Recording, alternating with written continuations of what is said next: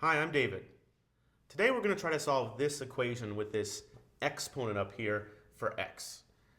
Whenever you have equations that have x in the exponent, you always want to try to do this one trick to make it work out. The deal here is that you want to have the same base, because it is true that if I have a to the x equals a to the y, then x has to equal y. However, if you have a to the x equals b to the y, then we have no idea how x and y are related to each other. So you need to have this same base in order to get started.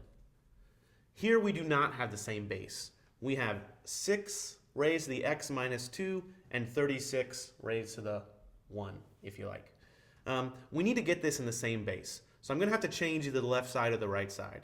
Now, if it's a nice problem, if it's an easier problem, one of the sides should be able to be simplified into the other side's base. So let's see if that's doable.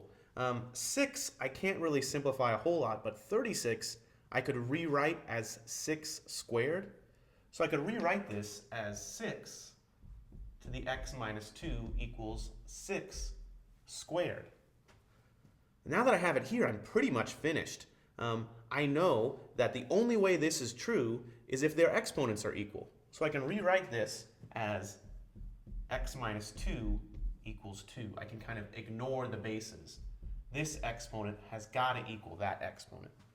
Now I'm left to solve this really simple algebraic equation. I just add 2 to both sides, and I have x equals 4. And that's my final answer.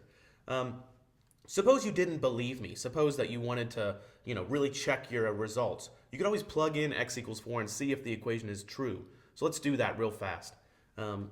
6 to the 4 minus 2, is that really equal to 36? And it's pretty easy to see that when you do 4 minus 2, you get 2. So this says 6 squared is equal to 36, which of course is true. Thanks for watching.